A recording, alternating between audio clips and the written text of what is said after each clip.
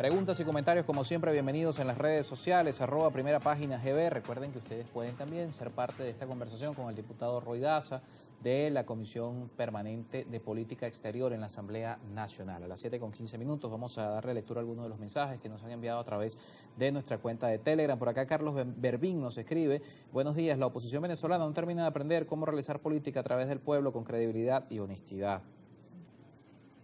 Coincido. Manuel Santiago por acá: buenos días, se habla mucho de los detenidos producto de los hechos después del 28 de julio, pero no se habla del porqué de las detenciones y menos de los que hayan puesto en libertad. Bueno, hablamos un poco acá de eso, ¿no? También Luis Loyo por acá nos escribe: pregúntale al invitado cuántos presidentes van a asistir a la toma de posesión de Nicolás Maduro. Desde el punto de vista de la Cancillería, hay invitaciones hoy formales para muchos países, ¿no? Le corresponde al Canciller de la República confirmar las invitaciones de las delegaciones oficiales. Porque en este caso lo que se utiliza es sí, muchos, sí, que solo no están invitados aquellos países que han roto relaciones con nosotros. De resto, se giran digamos, a través de eso es un acto oficial de la Cancillería que remite a los gobiernos, de gobierno a gobierno, la invitación. Bien, por acá Francisco Valles nos escribe: buenos días, amigo Carlos, ¿no cree usted que si el CNE no presenta los resultados de las 30.026 mesas y los centros electorales le está haciendo un daño al moral al derecho al voto? ¿Qué hubiese pasado si en la elección presidencial del 98 el Consejo Supremo Electoral el Consejo Supremo de Justicia hubiese declarado ganador a través de un boletín al candidato Salas Romer y perdedor a Chávez? Eso no es la situación porque el presidente Nicolás Maduro ganó las elecciones y así lo expresa el Consejo Nacional Electoral, que es el único organismo que nuestras leyes y nuestra Constitución dice que es el que debe decidir sobre ese asunto. Y además fue ratificado por una auditoría muy minuciosa del Tribunal Supremo de Justicia en su sala electoral. Eso es sumamente importante por lo siguiente decirlo, porque es las instituciones de nuestra democracia actuando. Lo otro es la agenda de quienes pretenden liquidar a la democracia venezolana y pretenden la división y la disolución de la República Bolivariana de Venezuela. Por acá también nos escribe Pedro Guerra: buenos días, pregúntale al invitado si solamente los expresidentes de otras naciones se han visto involucrados en otros hechos. ¿Qué pasa con Nicolás Maduro? ¿Qué pasa con los 23.000 millones de dólares que se robaron, que no sabían nada? Sobre los hechos de corrupción que se han presentado en el país, es precisamente Nicolás Maduro quien encabeza en Venezuela la lucha a fondo y sin contemplaciones contra cualquier acto de corrupción que se cometa. Y lo ha demostrado. Por acá Romer Silva también nos escribe: las mentiras tienen patas cortas, diputados, y lo que hacen los colectivos no es fascismo. Ustedes no defienden a los venezolanos que en su mayoría decidieron por un cambio de régimen. Quienes trabajaron en las mesas saben el resultado.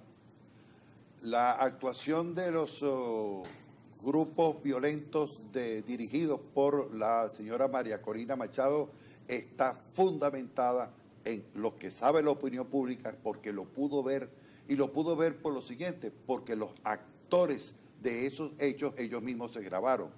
Es decir, a confesión de parte, relevo de pruebas. Es decir, ellos mismos entregaron las pruebas de lo que hicieron. Y ahí está la demostración de que a cualquier venezolano sabe, y ese venezolano que me está diciendo eso también sabe que yo lo que estoy diciendo es la purita verdad. Por acá Mario pregunta un tema que tiene que ver más con la política en particular. Buenos días, Carlos. ¿Cuánto cobraron los diputados en diciembre? Porque los jubilados la estamos pasando mal. Dice por acá respecto al tema económico. El sueldo que ganamos los diputados, ya está, eso es todo. Más allá del tema de la coyuntura política, bueno, están quedando en segundo plano todos estos temas, ¿no? Que tienen que ver con la economía, con lo que tiene que ver con la cotidianidad del venezolano, ¿no? Claro, la cotidianidad del venezolano lo que pasa es que tuvo una expresión muy particular en los últimos días, ¿no? Es decir, la capacidad del venezolano de seguir siendo como somos los venezolanos todos, que van para la playa, que van a hacer actividades, que pasan su Navidad con la familia, eso fue lo que se dio en Venezuela, no otra cosa. Por acá también nos escribe José Alí Enríquez, diputado: no hay peor ciego del que no quiere ver, ustedes no quieren a Venezuela. Bueno, si no quisiéramos a Venezuela, estuviéramos hoy aceptando las políticas de violencia antidemocrática, fascista de ese sector de la oposición al que nosotros hemos combatido, estamos combatiendo y vamos a seguir combatiendo. Por acá también nos escribe un usuario respecto a Edmundo González. Dice que porque si él ganó, ¿por qué se fue? Lo dice Rosa, dice por acá. Buenos días, es necesario entender que este señor está fracasado. Él piensa regresar a Venezuela a juramentarse. ¿Por qué se fue? Esa es la pregunta.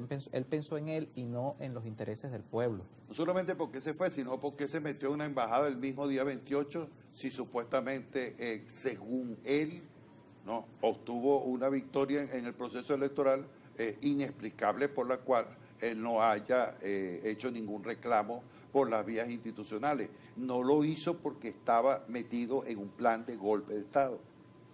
Por acá Luis Alfonso Márquez también nos escribe, buenos días, el invitado no entendió que el Tribunal Supremo de Justicia hizo la auditoría y determinó que ganó Maduro. ¿Cuál es el motivo de no publicar entonces el resultado al 100%? Es una decisión que tiene que tomar el Consejo Nacional Electoral. Por acá también pregunta Robert Leandro que si usted vio las actas, dice por acá, hablando de eso, de resultados. Sí, en Venezuela nunca se han publicado actas, en todos los años desde que existe el viejo Consejo Supremo Electoral y el Tribunal. Ahora, si se hizo una campaña en el proceso, antes del proceso y después del proceso, en función de tratar de legitimar que una mentira, una patraña, cuando el día lunes empiezan a presentar unos papeles que nadie sabe qué son, ¿no? Incluso el señor Urrutia se la pasa con unos papeles por allá por el Parlamento, fue al Parlamento Europeo a presentar. También se le entregaron al Magro. ¿Qué significa eso? Que tú sacas cualquier papel y lo presentas en un Parlamento. ¿Qué es eso? Es decir, si lo presentaste en el Parlamento, ¿por qué no fuiste al tribunal a presentarlo? Es decir, si tenías tales pruebas, ¿por qué no fuiste al Consejo Nacional Electoral? ¿Por qué no fuiste ante las instituciones de la República Bolivariana de Venezuela para resolver ese asunto?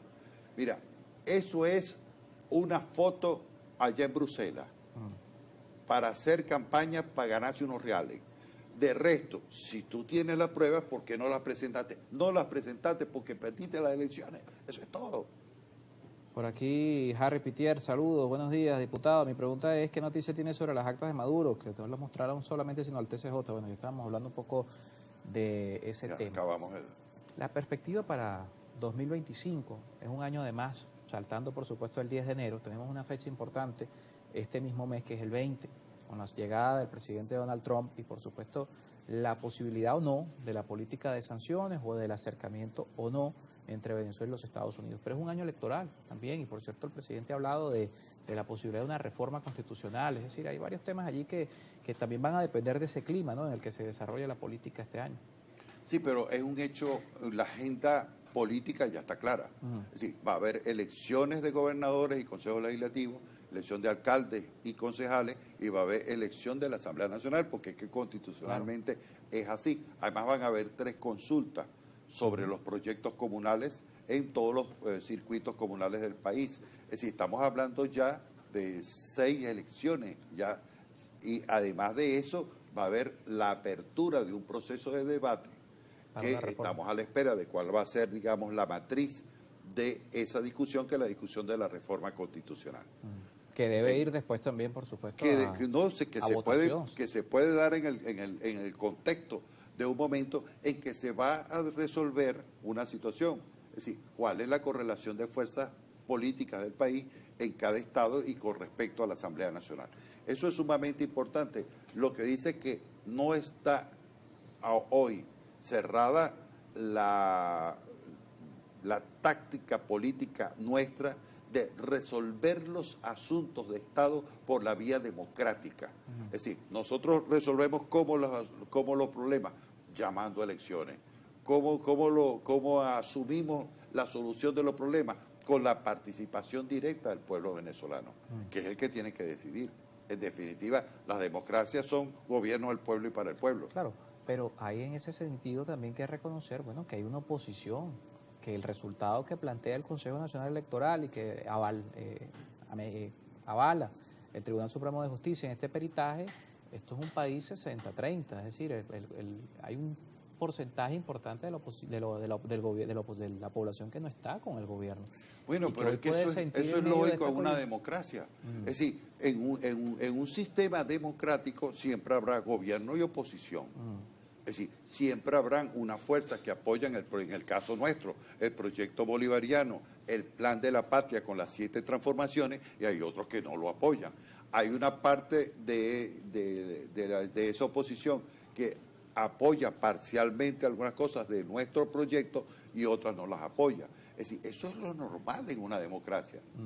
Es decir, es que eso tiene algún... Es decir, no hay... Cuando aquí Acción Democrática y COPEI, que eran el mismo partido pero que se intercambiaban, no, había una oposición de izquierda que durante mucho tiempo mantuvo sus posiciones de crítica y de cuestionamiento al proyecto del Pacto de Punto Fijo. Es decir, en cualquier otro país que podamos analizar, usted puede escoger cualquier país donde hay este sistema de partidos y sistema democrático, representativo y participativo, como en el caso de Venezuela, y usted verá que hay gobierno y siempre habrá oposición. Claro. La relación de fuerzas en caso del presidente de la República fue resuelta. Ahora viene un capítulo muy importante, que es la Asamblea Nacional. Las gobernaciones y sus respectivos entes legislativos y las alcaldías. Eso es clave. Ahora, ¿quiénes no podrán participar? Porque no puedo dejar, sé que estamos en los últimos minutos, pero ¿quiénes no podrán participar? La posibilidad de que esos dirigentes que representan a esa oposición puedan participar. No van a participar quienes están incursos en llamamiento a sanciones, convocatoria a invasiones del país y quienes estuvieron involucrados en los hechos de violencia de julio del año 2024. Eso está claro. Esa es una ley que aprobamos en la Asamblea, se llama Ley Libertador Simón Bolívar, y eso se va a aplicar. Bien, gracias por acompañarnos esta mañana, diputado Roy Daza, con nosotros en estudio, diputado de la Asamblea Nacional y de la Comisión Permanente de Política Exterior en la Asamblea. 7:20.